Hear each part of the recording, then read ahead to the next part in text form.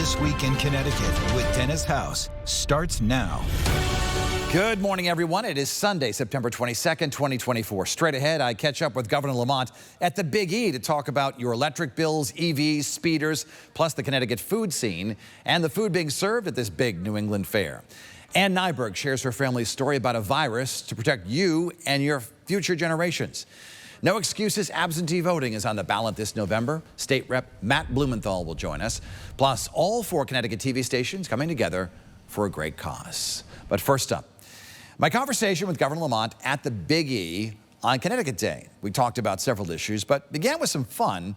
And for part of our chat, we were joined by Jimmy Robinson. You may remember he's the social media influencer who goes by Jimmy Official, who you may recall was in our studio with me earlier this year. What's your favorite part about Connecticut Day? Fresh food. Fresh food. And Connecticut enthusiasm. Just everybody's very happy to be here, cheered up. What's your argument if you see someone who's never tried Connecticut stuff before? What do you tell them? I tell them you've never lived. You've never lived until you've eaten something from Connecticut. Try it. Come on. Yeah. I like that. I mean, the cheese, the wine, the corn. And by the way, fresh is so much better. You can get Connecticut fresh. Governor, what do you think of this turnout today? Because it seems bigger than last year, to me anyway.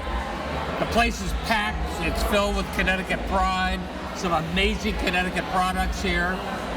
Makes you love Connecticut. Juniper loft, and you make soap. I do. All made in my kitchen. In your kitchen. In my kitchen. How does one make ginger ale soap? Try that. Ginger ale soap. What are the ingredients for ginger ale soap? Smell it. What smells good? You want to smell like that after a shower? You told me it's secret. It is secret. I can't say. I can't divulge. Probably start drinking it. Yeah. Well, so ginger ale soap made here in Connecticut. Yes. That's awesome. Yes, it's That's awesome. great. Thank you so much. Nice to see you. Seeing you again. We've had a lot of good publicity in the last year, right? A lot of good press about pizza, about some business numbers, the Yukon Huskies.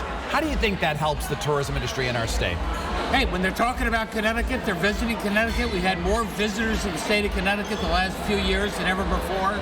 It's sort of fun. You can get Connecticut pizza right here in Springfield, Massachusetts. The best. Dennis can get the best pizza in the world, Connecticut made here in Massachusetts. Pizza capital of the USA.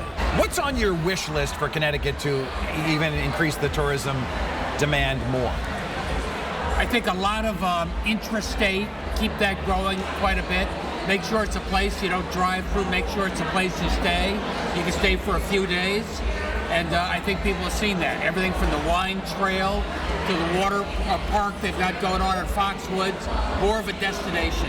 Jimmy, you're on national TV. What do you have to say about being a social influencer? I'm just happy, to represent Connecticut. I feel like we're slept on, and just letting people know that we have a lot to offer. So I'm putting that's #1 in CT. I mean, #1 in New England, #1 state in New England. So that's just my opinion, and we got the facts to back it up. I think it's great to see young people loving Connecticut, don't you? Yeah, Governor? for sure, definitely. 100%. I love it. A lot of folks moving here. But your opinion, he says it's one opinion, but he has 187,000 followers. That's a good opinion. That's a lot. That's an opinion I can live with. What's the #1 question or complaint you get from people when you're here? When I'm right here? Yeah. Do people come up and say, hey, can you do this? Or I like this, or I don't like that? My electric bills are too high. Let's talk about the electric bills. What can we do about that? What is being done? We need more supply. And it's either nuclear, wind, which is expensive, solar, which is okay, hydro coming down from Quebec, natural gas from New Jersey or Pennsylvania. I'm talking to everybody so I can present these options so we make some decisions in terms of where you want to be. Will that be addressed in the next session in January or perhaps this year in a special? I met with the Energy Committee about 3 weeks ago, just saying we got to focus on what our energy mix is going to be 15 years from now. So I had an EV as a loaner for a week. It was a little difficult because I don't have a charger at my house.